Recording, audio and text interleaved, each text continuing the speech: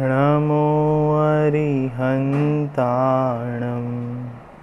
नमो सिद्धाणं नमो आयर्याणं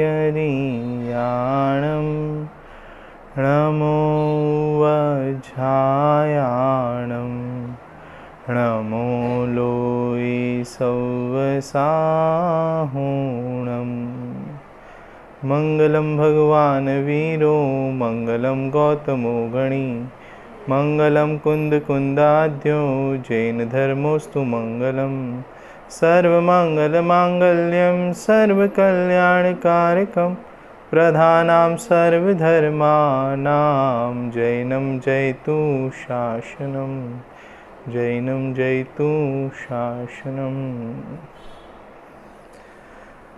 सम्यक्तों की महिमा इस प्रकरण पे विगत कई दिनों से हमारी चर्चा चल रही है, जिसके अंतर्गत जो सम्यक दृष्टि जीव के जीवन में 25 प्रकार के दोष नहीं पाए जाते और 8 प्रकार के गुण सहित सम्यक दृष्टि जीव होता है, इसकी चर्चा हम यहाँ पे विस्तार से कर रहे हैं। उसी के अंतर्गत 8 प्रकार के मद, 6 अनायतन, 3 मूर्ता रूप जो दोष है, इनकी चर्चा हमने यहाँ पे विस्तार से की। अब आगे जो है हम 8 शंकादि दोष और उसी के ऑपोजिट निशंकित, निकांक्षित, निर्विचिकित्सा आदि जो 8 प्रकार के गुण सम्यक दृष्टि में पाए जाते हैं, उसकी एक एक की विस्तार से हम यहाँ पे चर्चा करेंगे। देखो यहाँ पे जो ये 8 प्रकार के गुण और उसी के ऑपोजिट 8 प्रकार के दोष है। जैसे निशंकित ये तो गुण है और शंकित होना, शंका होना, ये दोष है। तो इसी प्रकार से आगे के भी सारे 8 प्रकार के गुण और 8 प्रकार के दोष की चर्चा यहाँ पे आएगी। और इन 8 प्रकार के जो गुण हैं, इन 8 प्रकार के गुणों में हमारे प्रथमान योग में एक एक गुण में जो एक एक प्रसिद्ध महापुरुष हुए हैं, उनकी कथाएं उपलब्ध है, तो उन कथाओं की भी चर्चा हम यहाँ पे एक एक करके विस्तार से करेंगे। तो आज सबसे पहला जो दोष है वो है शंका। शंका नाम का दोष है और निशंकित नाम का गुण है। तो शंका का अभाव होने पर निशंकित नाम का गुण क्या होता है? सम्यक दृष्टि के प्रकट होता है। अभी तक हमने आगे जो चर्चा की थी वो 8 प्रकार के मदों की चर्चा की, 6 अनायतनों की चर्चा की, 3 प्रकार की मूर्ता की चर्चा की।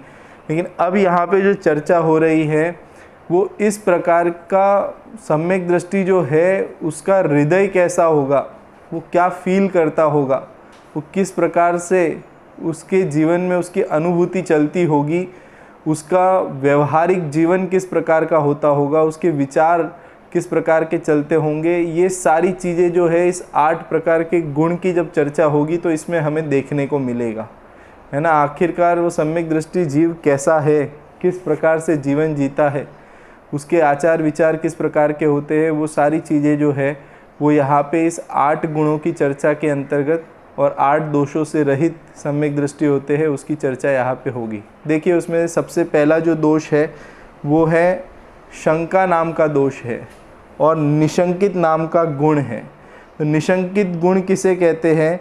तो यहाँ पे कहा कि जिसे देव गुरु आगम का श्रद्धान है, लक्षण जिसका, ऐसे सम्यक दर्शन के निशंकित नाम का अंग कहने के लिए यहाँ पे अब उसकी परिभाषा बताते हैं।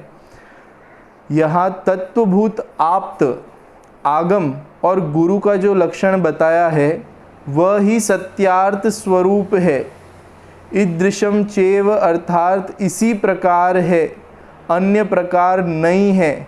ऐसा तलवार की धार के पानी की तरह सन्मार्ग में संशय रहित अकंप रुचि अर्थात श्रद्धान होना वह निशंकित अंग नामक गुण है।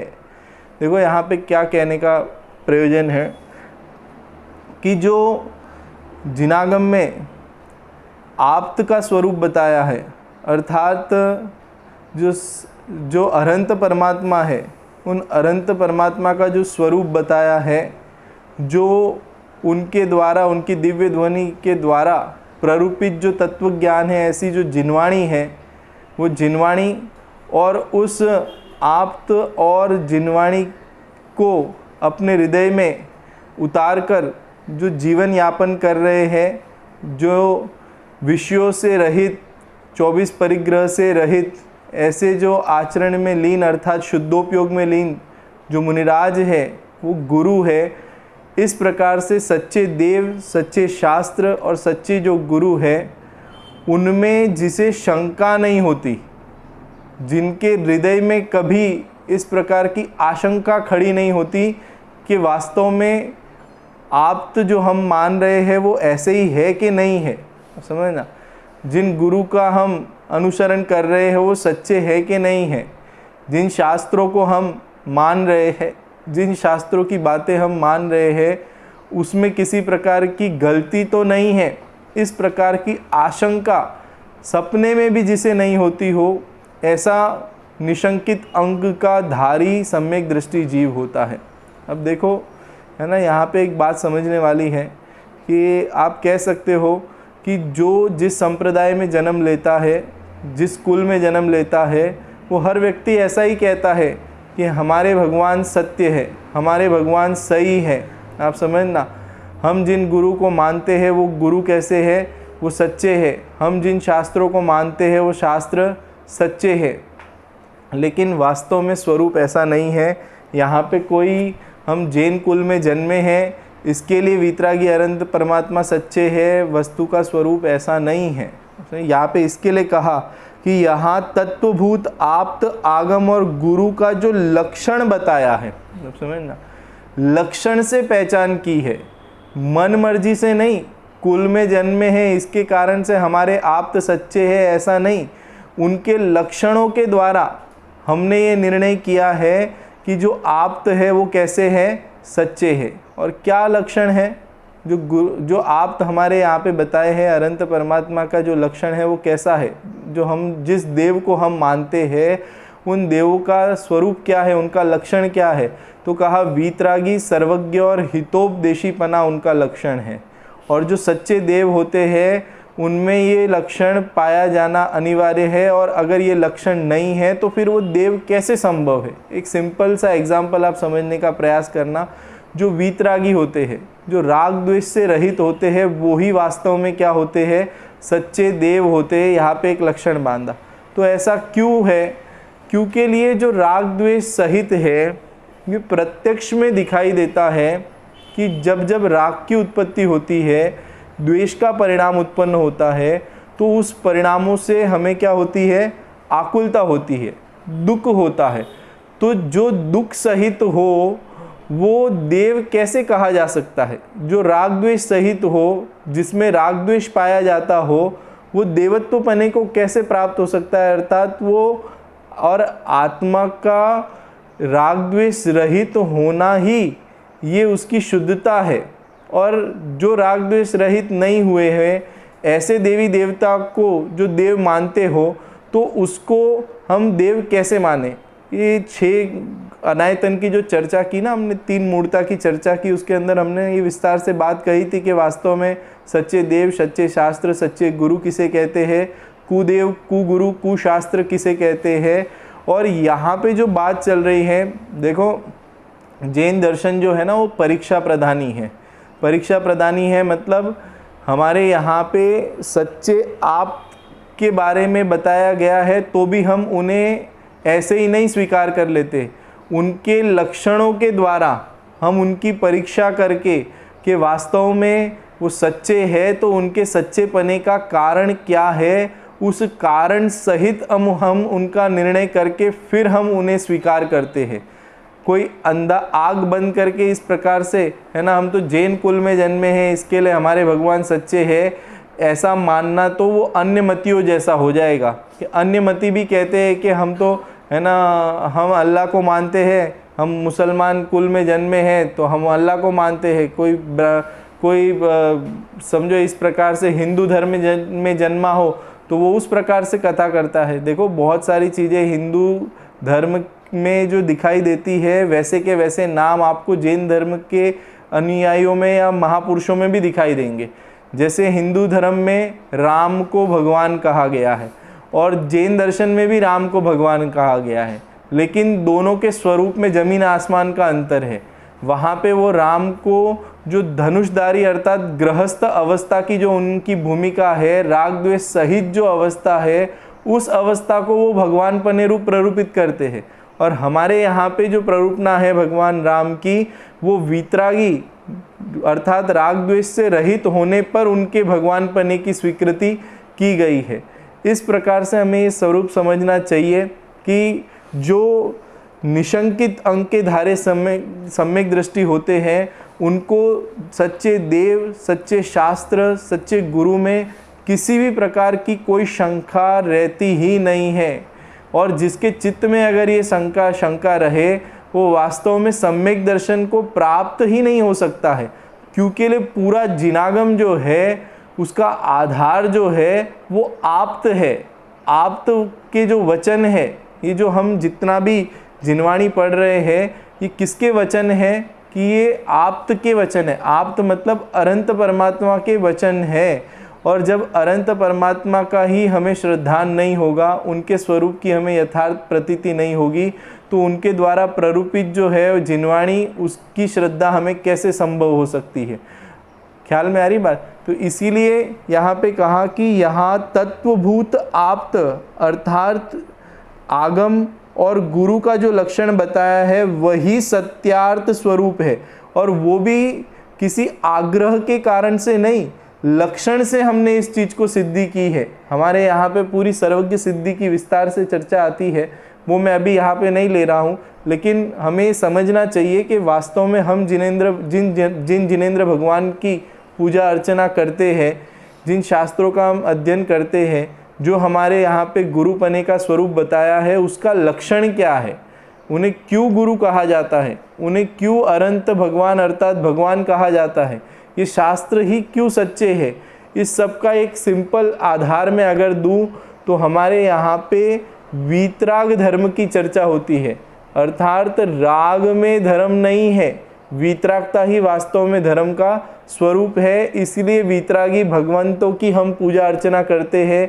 जो हमारे गुरु होते हैं वो भी वीतराग मार्ग पे आरूढ़ है, वो भी प्रचुर वीतरागता का क्या करते हैं, वेदन करते हैं। और हमारी जो जिनवाणी है, वो जिनवाणी 4 अनुयोग रूप जो जिनवाणी है, वो चारों अनुयोग जो है वो एक वीतरागता को ही क्या करते हैं, पुष्ट करते हैं, पोषण करते हैं। अर्थात उसमें वीतराग होने की क्या विधि है, वीतराग कैसे हुआ जाता है, चारों अनुयोग जो है वो इसी बात को क्या करती है, बताती है।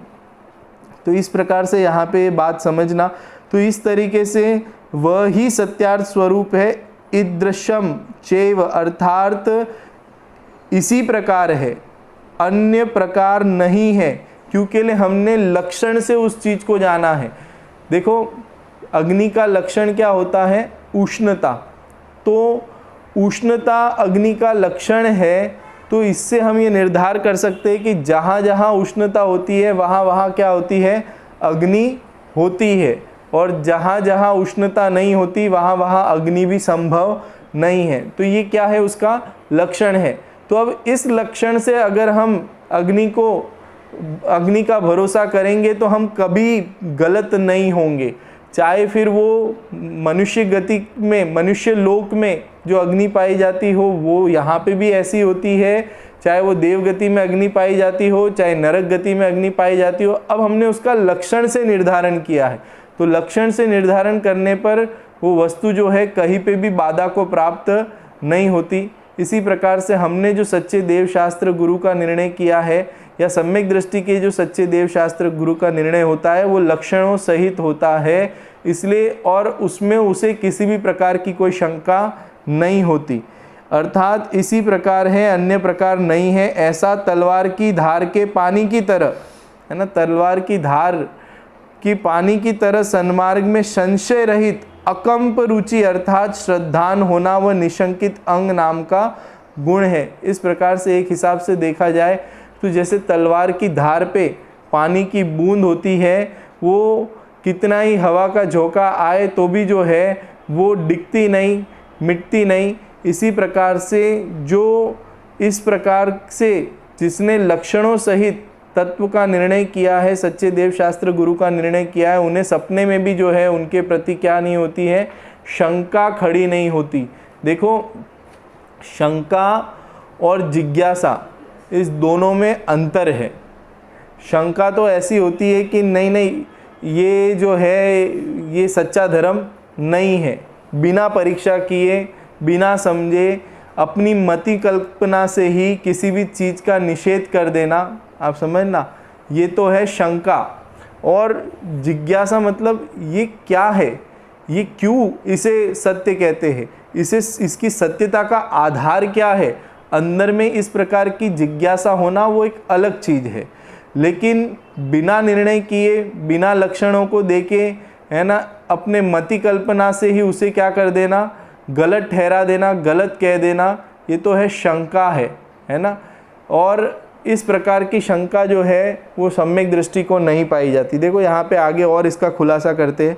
संसार में अनेक प्रकार के गदा, चक्र, त्रिशूल आदि आयुध के धारी, स्त्रियों के अति आसक्त, क्रोधी, मानी, मायाचारी, लोभी, अपना शौर्य आदि कर्तव्य दिखाने के इच्छुक को देव कहा जाता है। हिंसा, काम, क्रोधादिक में धर्म बताने वाले शास्त्र को आगम कहा जाता है। और अनेक पाखंडी, लोभी, कामी, अभिमानी आदि को गुरु कहा जाता है, किंतु वे कोई भी सच्चे नहीं हैं। ऐसा दृढ़ श्रद्धान जिसे है उनके निशंकित गुण हैं। मूर्ताओं की खोटी युक्तियों द्वारा जिसका वचन, मूढ़ों की खोटी युक्तियों द्वारा जिसका चित्त चलायमान नहीं होता तथा खोटे दिखावों के विकार द्वारा, मंत्र तंत्र आदि द्वारा परिणाम विकारी नहीं होते हैं, उनके निशंकित गुण हैं। जैसे तलवार की धार का पानी हवा द्वारा चलायमान नहीं होता है, वैसे ही जिसके सच्चे देव गुरु धर्म के स्वरूप संबंधित परिणाम मिथ्या दृष्टियों के वचन रूप हवा के द्वारा संशय को प्राप्त नहीं होते, उनके निशंकित गुण होता है। देखो ये समझ में आनी चाहिए हमें क्या बात कहना चाह रहे हैं यहाँ पे। ये वास्तव में लोक में तो रागी द्वेषी देवों को जो स्वयं साक्षात हिंसा में मग्न दिखाई देते हैं, ऐसे जीवों को जो है देव के रूप में पूजा जाता है, और वो भी अंध बन के। अब उसमें उनका क्या प्रयोजन है वो हमें समझना पड़ेगा। अधिकांश लोगों को जो है ना धर्म जो दिखाई देता है वो कहीं ना कहीं इच्छाओं की पूर्ति हो जाएगी तो हमारा हित हो जाएगा। जो हमारी इच्छा की पूर्ति कर देगा उसे हम क्या मान लेंगे, भगवान मान लेंगे। इस प्रकार की कल्पना सहित जो है जीव अपने विषय कषाय को पोषण करने के लिए जो भी, आप समझ ना, बाहर में बहुत सारे स्वरूप ऐसे दिखाई जाते हैं कि इनकी पूजा करो, इनके नाम की माला जपो तो आपकी ये मनोकामना पूरी हो जाएगी। इस प्रकार के प्रलोभन से जो है उनमें देवत्वपना बताया जाता है, हिंसा करके धर्म करना बताया जाता है कि इस प्रकार से एक चीज़ की बलि चढ़ा दो तो आपको जो है आपकी कार्य की क्या हो जाएगी, सिद्धि हो जाएगी। अनेक प्रकार से युद्ध की चर्चा की जाती है, हिंसा की चर्चा की जाती है। अब इन सब में जो है ये वास्तव में कषाय को पोषण करने वाले हैं, कषाय को और गाढ़ा बनाने वाले हैं।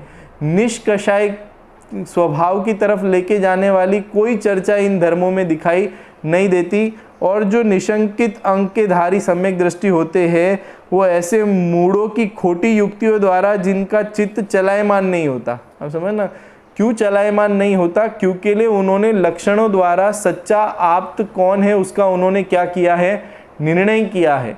और निर्णय ही नहीं, उसी के आधार पे उनके वचनों का आश्रय लेते हुए उन्होंने अपने सारे भ्रम को दूर करते हुए अपने जीवन में आत्मानुभूति को अर्थात वीतरागता को प्रकट किया है।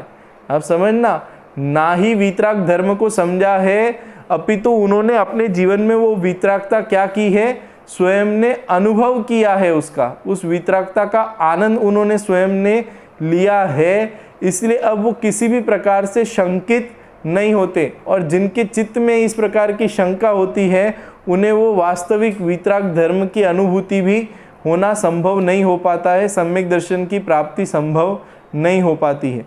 इसलिए यहाँ पे इन्होंने कहा कि वो फिर कोई कितना ही डराए, कोई कितना ही मंत्र तंत्र की विद्या बताए, तो भी सम्यक दृष्टि जीव जो है वो किसी प्रकार से आशंकित नहीं होता, शंकित नहीं होता। कितने भी प्रकार का प्रलोभन दिया जाए, वो जो है उसे पता है कि बाह्य 5 इंद्रिय विषय भोगों में कहीं पे भी सुख नहीं है। इसलिए बाहर का कितना ही कोई भी प्रकार का प्रलोभन दिया जाए तो भी वो उन प्रलोभन के चक्कर में आके जिन मार्ग को छोड़ दे या जिन मार्ग में शंकित हो जाए, ऐसा उसके जीवन में संभव ही नहीं है।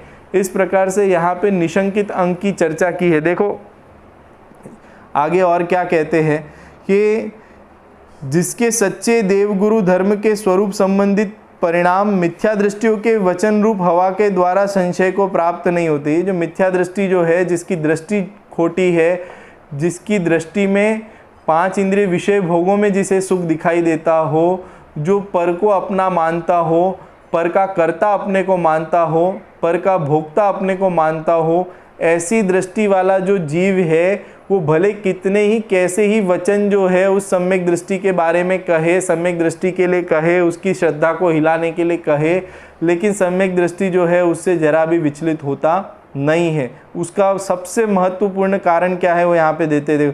यहाँ कुछ और भी विशेष कहते हैं, आत्म तत्व का जैसा स्वरूप निर्दोष आगम में कहा है, वैसा स्वानुभव करके जिसने अपने को आप रूप जाना है। देखो सबसे बड़ा उसका आधार क्या है कि जो आगम में जो कहा है वैसा स्वानुभव किया है, खुद क्या कर लिया है, उसका टेस्ट कर लिया है। देखो कहीं पे झगड़ा चलता हो ना कि अग्नि ठंडी है कि गर्म है, ठंडी है कि गर्म है, ठंडी है कि गर्म है, तो उसका सीधा सिंपल सॉल्यूशन लाने का तरीका क्या है कि उस अग्नि को हाथ लगा के देख लो, स्पर्श करके देख लो, आपको पता चल जाएगा अग्नि ठंडी है कि गर्म है। आप चाहो तो उसके ऊपर हजारों घंटे क्या कर सकते हो, डिबेट कर सकते हो, और चाहो तो एक सिंपल सा है ना उपाय कर सकते हो कि इतने डिबेट करने की क्या ज़रूरत है, स्वयं क्या कर लेवे, उसको स्पर्श करके अनुभव कर लेवे कि ठंडी है कि गर्म है। अगर स्पर्श करने पर ठंडी लगती हो तो ठंडी मान लिया जाए, अगर स्पर्श करने पर गर्म लगती है तो गर्म मान लिया जाए, इसमें कौन सी बड़ी आपत्ति है। ऐसे ही सम्यक दृष्टि जीव जो है उसने क्या किया है, उसने आगम में कहा है वैसा स्वानुभव करके जिसने अपने को आप रूप जाना है, कि आगम में जो आत्म तत्व का स्वरूप बताया है, जो जिनेंद्र भगवान ने, जो सच्चे देव ने जो आत्मा का स्वरूप बताया है, उसकी खाली चर्चा नहीं की है, उसको आत्मसात कर लिया है। अर्थात उन्होंने उस आत्म स्वरूप का अनुभव कर लिया है, और अनुभव करने के कारण से है ना यहाँ पे कहा कि आप रूप जाना है और पर पुद्गलों के संबंध को पर रूप जाना है। ऐसा सम्यक दृष्टि सप्त भय रहित होकर निशंकित गुण को प्राप्त करता है। अर्थात निशंकित होने का एक ही उपाय है कि हम अनुभव करके देख लेवे। आप जो है वो वास्तव में सच्चा स्वरूप है उनका, उनकी तो हर तरीके से सिद्धि की गई है, और उसके साथ में हम जो है उसका अनुभव करेंगे तो अनुभव करके भी उस चीज़ की है ना ये निशंकित नाम का गुण जो है हमारे जीवन में भी क्या हो सकता है, प्रकट हो सकता है। इस प्रकार से यहाँ पे निशंकित गुण की चर्चा यहाँ पे की है।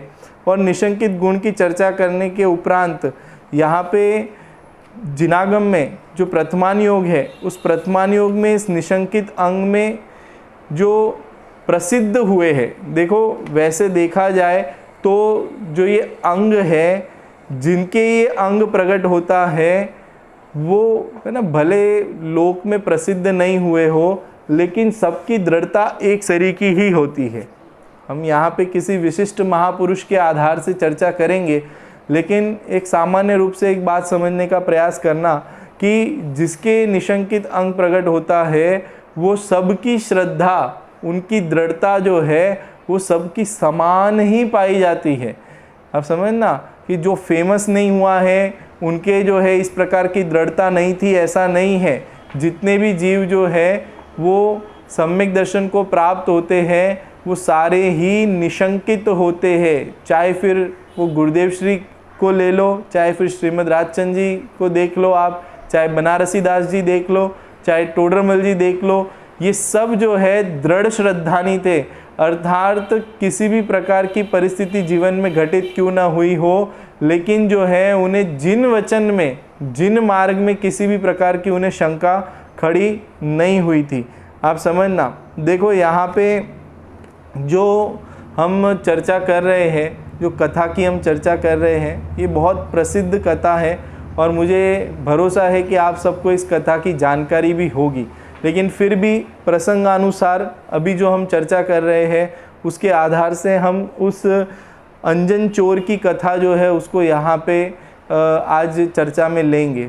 देखिए, ये स्टोरी बहुत सुंदर स्टोरी है, इससे हमें बहुत प्रेरणा मिलेगी हमारे जीवन में, इससे कई प्रकार की सीख हमें प्राप्त होगी। हम उस कहानी की तरफ आगे बढ़ते हैं। निशंकित अंग तो हमें ख्याल में आया होगा कि जिन वच में शंका न होए, है ना, ये छड़ाला की लाइनें भी है कि जिन वचन में जिसे शंका नहीं होती। आप समझना, क्यों शंका नहीं होती?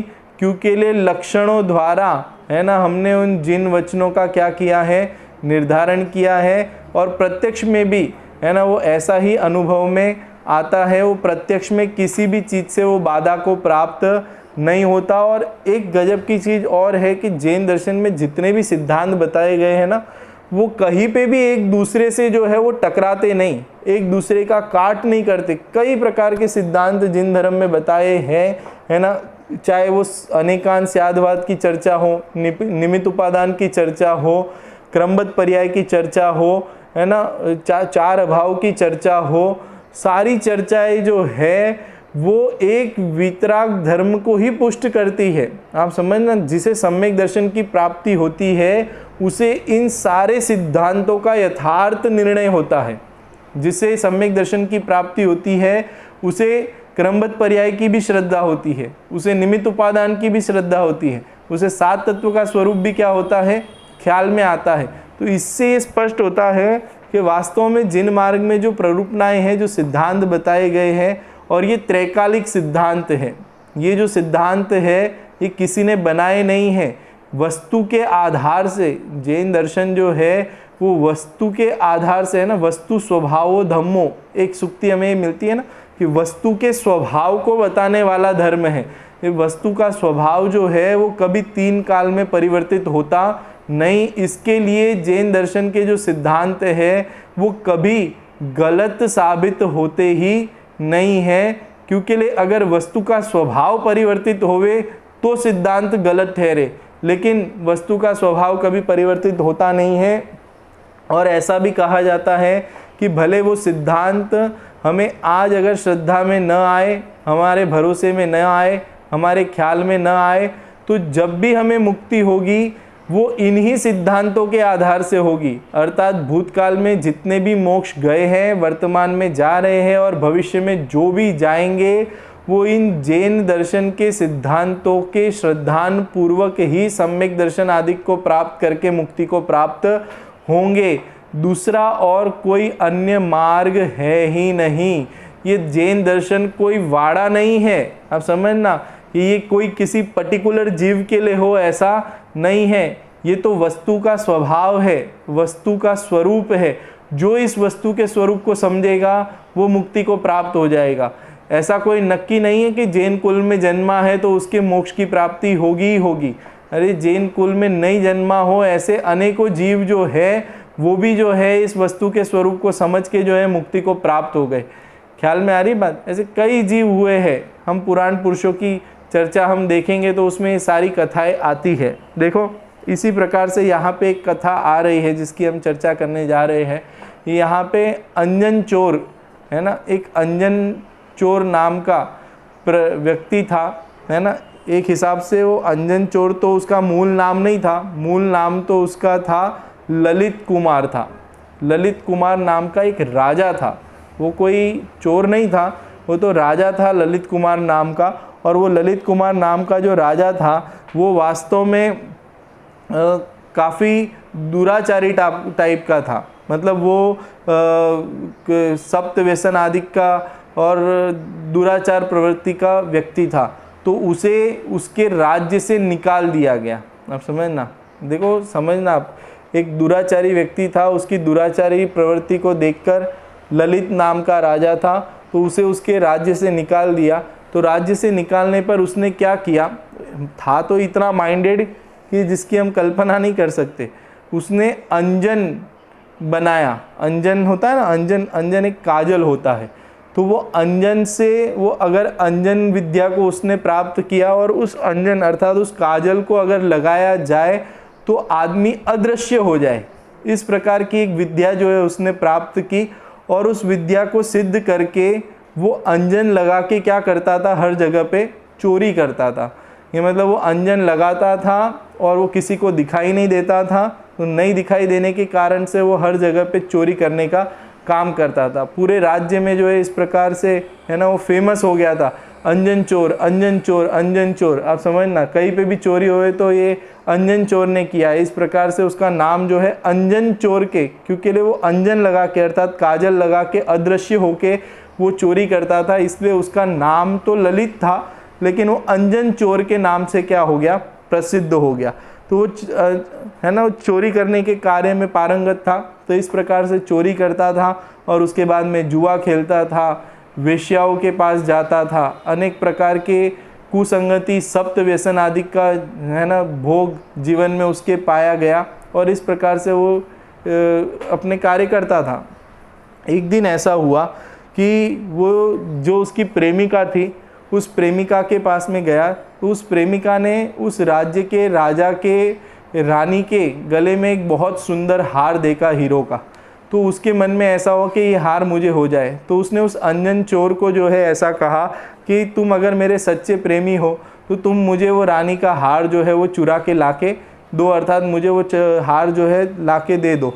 तो उसने कहा ये तो मेरे लिए बहुत सरल है ना, क्योंकि मेरे पास में अंजन विद्या है, मैं तो तुरंत ही क्या कर सकता हूँ, उसको चुरा के लाके दे सकता हूँ आपको। ऐसा कह के मैं ज़रूर तुम्हारे लिए लेके आऊँगा करके वो रानी का हार चुराने के लिए राजमहल में गया और राजमहल में जाके उसने रानी का हार जो है वो चुरा लिया। अब वो चुरा के जो है रानी का हार जैसे ही उसने चुराया तो पूरे राजमहल में हल्ला होने लगा, अरे चोरी हो गई, चोरी हो गई, इस प्रकार से।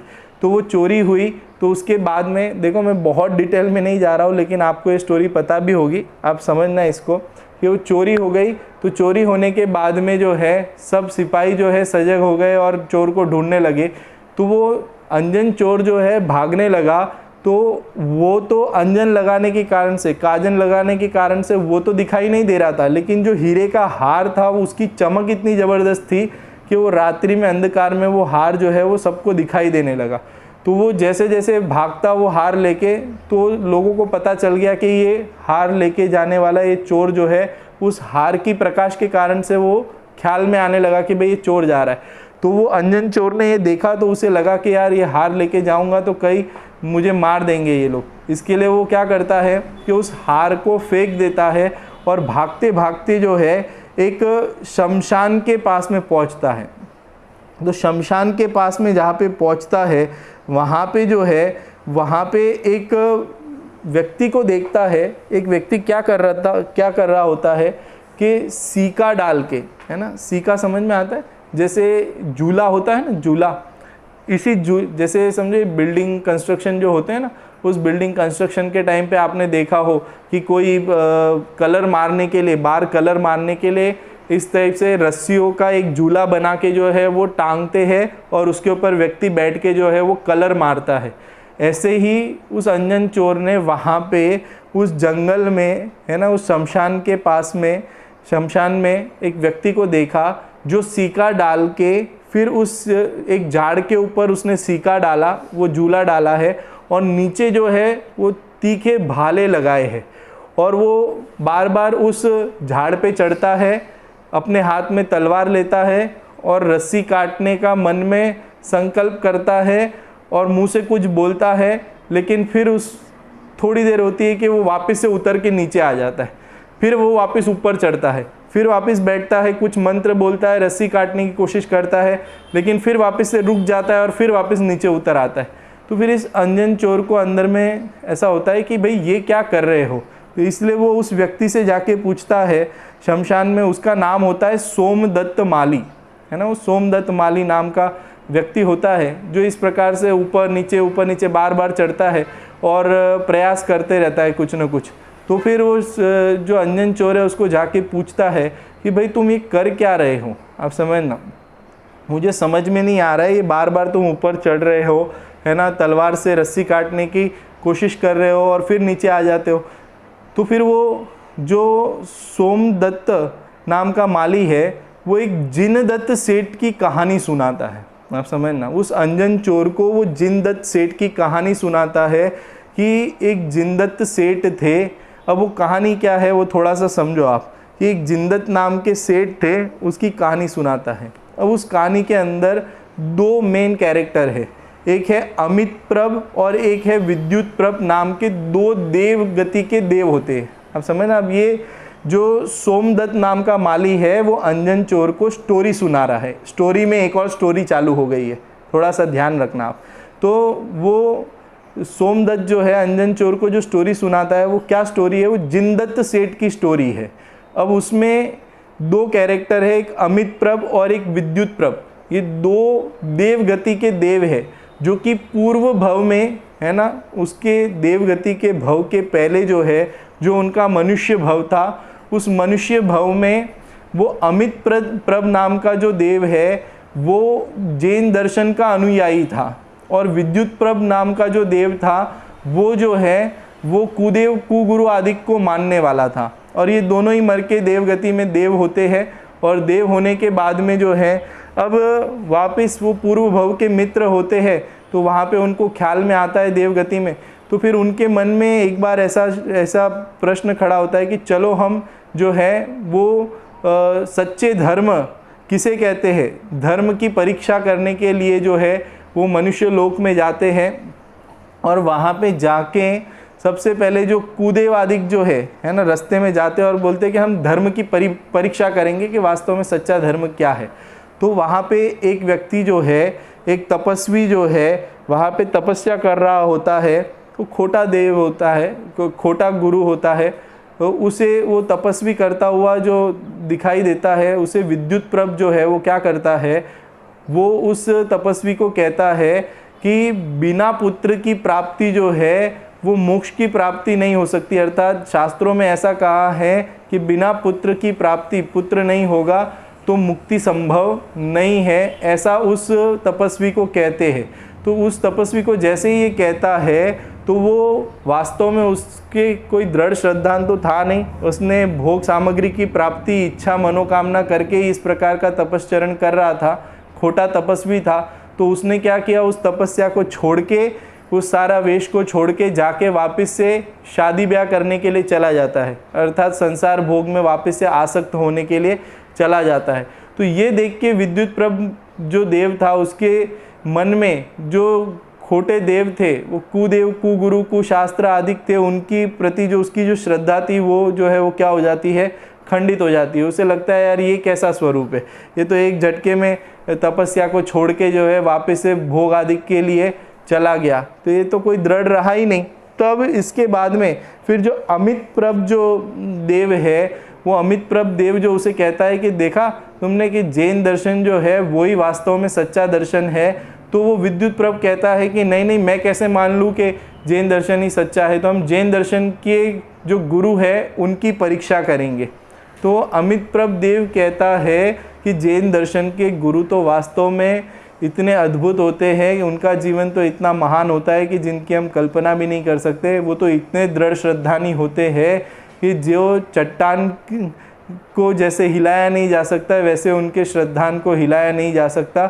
लेकिन वो अमित प्रभ जो है वो उसे कहता है कि अगर तुम्हें परीक्षा ही करनी है तो एक जिनदत्त नाम के सेठ है, वो जिनदत्त नाम के सेठ जो है वो चतुर्दशी के दिन शमशान में बैठ के जो है वो वहाँ पे क्या कर रहे होते हैं, वहाँ पे सामायिक कर रहे होते हैं। और वो कहते हैं कि तुम गुरु तो जान दो, तुम जो जैन दर्शन के श्रावक हैं उनकी ही परीक्षा करके देख लो तो तुम्हें ख्याल में आ जाएगा कि वो कितने दृढ़ श्रद्धानी होते हैं।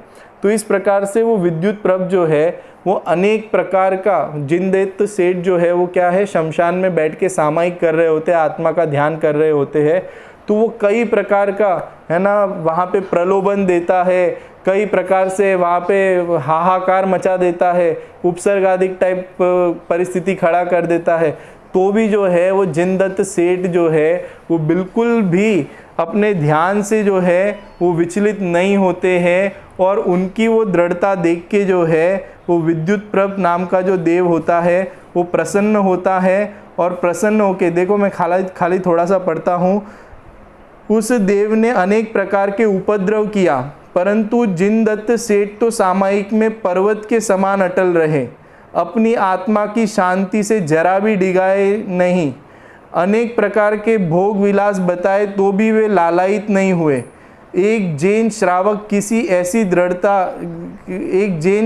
की ऐसी दृढ़ता देखकर वह देव बहुत प्रसन्न हुआ। बाद में सेठ जी ने उसे जैन धर्म की महिमा समझाई। हे देव, आत्मा से देह भिन्न है, आत्मा के अवलंबन से जीव अपूर्व शांति का अनुभव करता है और उसी के अवलंबन से वह मुक्ति पाता है। तो जिनदत्त सेठ ने यह भी बताया कि वास्तव में इतना सब कुछ होने के बाद जो है वो डिगे क्यों नहीं, तो वो आत्म ध्यान में लीन थे।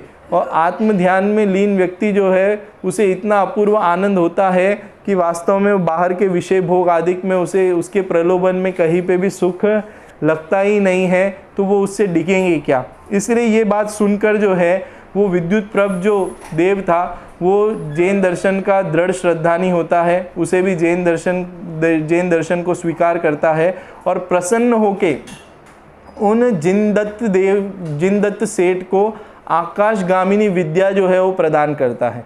तो वो आकाशगामिनी जो विद्या होती है, उस आकाशगामिनी विद्या के बल से जो है जिनदत्त सेठ जो है वो पंचमेरु अर्थात जो मेरु पर्वत है ना, 5 प्रकार के मेरु होते हैं ना, तो उसमें जो मेरु पर्वत है उन मेरु पर्वत पर जाते हैं और वहाँ के अद्भुत रत्नमय जिन बिंबों के तथा चारण रिद्धिधारी मुनिराजों के दर्शन करते हैं, जिनसे उन्हें बहुत आनंद आता है। इस प्रकार से वो 5 प्रकार के ये जो मेरु पर्वत है उस मेरु पर्वत पे जाके जो अकृत्रिम जिन चैत्यालय है उनके दर्शन करते हैं, चारण रिद्धिधारी आदि मुनिराज है उनका उद्बोधन वहाँ से सुनते हैं।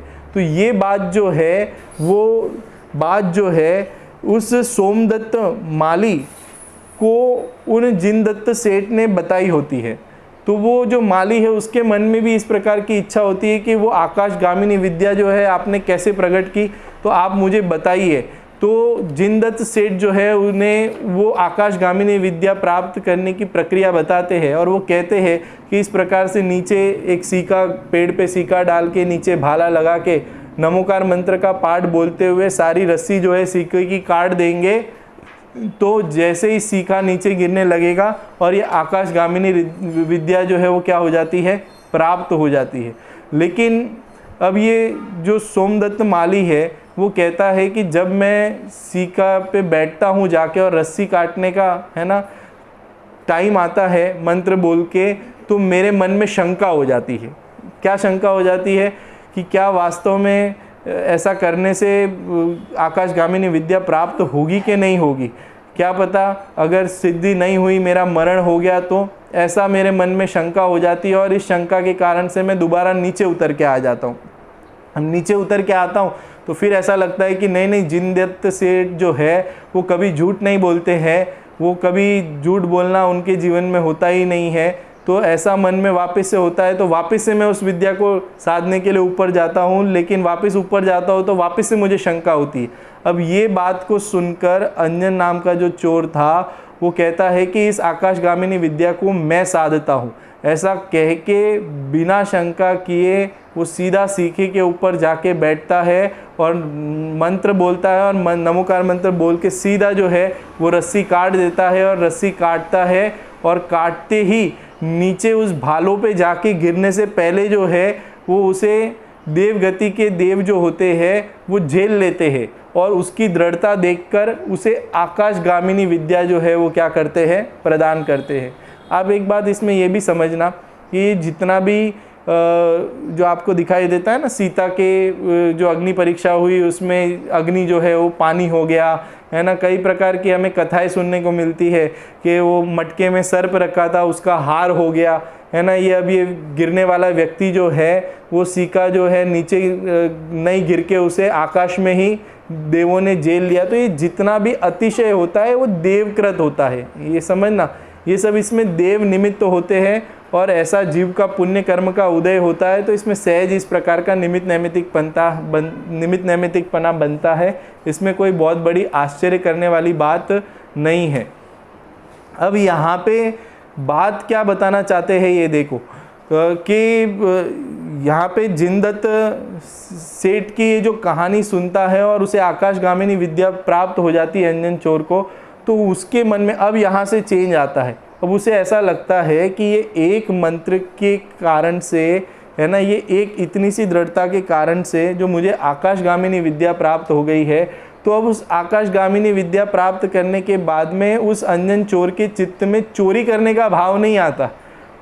अगर चाहता तो वो ये भी कर सकता था कि इस विद्या को आप कहीं पे भी सदुपयोग करो, ऐसा था उस विद्या का फल, तो आकाश में आप क्या कर सकते हो, गमन कर सकते हो। लेकिन उसे ऐसा लगता है कि वास्तव में ये जिनदत्त सेठ जो है उन्होंने कोई अद्भुत, है ना, वहाँ पे जो जिनालय आदि के दर्शन करते हैं, जिन मुनिराजों का उपदेश सुनते हैं, वो कोई अद्भुत चीज़ होगी ऐसा उसके चित्त में होता है। और वो चोरी करने का भाव छोड़ के उसे भी ऐसा होता है कि मैं भी उन अकृत्रिम जिन चैत्यालय का अर्थात मेरू पर्वत पे जाके उन जिन मंदिरों का हम दर्शन करेंगे और मुनिराज आदि जो है उनकी वंदना करेंगे, उनके कहे उपदेश को सुनेंगे, ऐसा उसके चित्त में भाव होता है। और ये चीज़ जो है वो स्वयं करता भी है और उस प्रकार से वहाँ पे जाता है और जिनदत्त सेठ के सामने जाके वो सारी चीज़ें भी बताता है कि मुझे इस प्रकार से आकाशगामिनी विद्या प्राप्त हुई। और जिनदत्त सेठ जो है वहाँ पे मेरू पर्वत पे जो है मुनिराज के उपदेश सुन रहे होते हैं, तो वो भी मुनिराज का उपदेश सुनने बैठता है और उपदेश सुन के उसके जीवन में ऐसा परिवर्तन आता है, सच्चे जैन धर्म का उसे निर्धारण होता है और निर्धारण करके फिर वो स्वयं जो है जैनेश्वरी दीक्षा धारण करता है, जैन दर्शन को अपनाता है, जैन दर्शन के रहस्य को समझता है, समझ के आत्मा की अनुभूति करता है और आत्मा की अनुभूति करके इस प्रकार से दृढ़ श्रद्धानी होकर जैनेश्वरी दीक्षा धारण करके कैलाश पर्वत पे उसी भव से क्या हो जाता है, मोक्ष को प्राप्त हो जाता है। अब देखो कैसी परिस्थिति है कि कुछ दिन पहले का वो चोरी करने वाला जीव, है ना, जो 7 व्यसनों में पारंगत था, ऐसा जीव जो है वो भी उसके परिणामों में भी परिवर्तन आके जैन दर्शन का अटूट श्रद्धानी होकर, अर्थात उसे बिल्कुल भी शंका किए बिना, है ना, उसकी सत्यता का परीक्षण करते हुए उसे अपने जीवन में अंगीकार किया और केवल ज्ञान की प्राप्ति कर ली, अर्थात मुक्ति को प्राप्त हो गए, भगवान पने को प्राप्त हो गए। ऐसी परिस्थिति उनके जीवन में हुई है।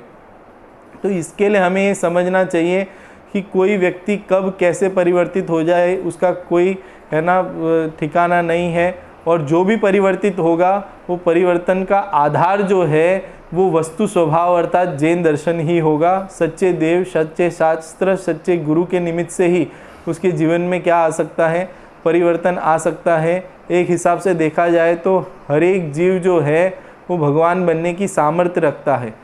सबका स्वभाव एक तरीका होने पर भी ये जीव अज्ञानता के कारण से, है ना, इन पर पदार्थों को अपना मानकर अनादि से स्वयं की भूल से ही दुखी हो रहा है। जिस दिन अपनी भूल को सुधार लेवे, और वो भूल भी जो है वो एक समयवर्ती होती है, हर समय नई नई भूल खड़ी होती है। अगर उस एक समयवर्ती भूल का अभाव करके उस त्रिकाली ध्रुव ज्ञायक भगवान आत्मा का अनुभव करें, जैन सिद्धांतों को जो बताया गया है उसका श्रद्धान करें, निशंकपने श्रद्धान करें, ये तो ऐसा मार्ग है कि इसमें शंका का कोई स्थान ही नहीं है। हाँ, लेकिन फिर भी इन जिन सिद्धांतों का अपने जीवन में परीक्षा करते हुए स्वानुभव करने का हमें प्रयास करना चाहिए। तो निश्चित रूप से हम भी उस अंजन से बने हुए निरंजन नाम, है ना, वो अंजन चोर जो है उस क्या हो गया, उस अंजन से निरंजन हो गया। निरंजन मतलब अंजन लोक में रचा हुआ था और निरंजन अब आत्मा में ही क्या हो गए हैं, रम गए हैं, पर में रमना जो बंद हो गया है जिनके। इस प्रकार से ये कथा से हमें ये प्रेरणा लेने जैसा है कि भले ही हमारे जीवन में पूर्व में कैसी भी परिस्थिति रही हो, लेकिन जब हम अपने जीवन में परिवर्तन करना चाहे तो निश्चित रूप से परिवर्तन हो सकता है। और हम भी जैन दर्शन के सच्चे दृढ़ श्रद्धानी बने, इसके जिज्ञासु बने, इसकी दरकार, इसके तत्वों के रहस्य को समझने में अपने उपयोग को लगाए, तो निश्चित रूप से हमें भी सम्यक दर्शन की प्राप्ति हो सकती है।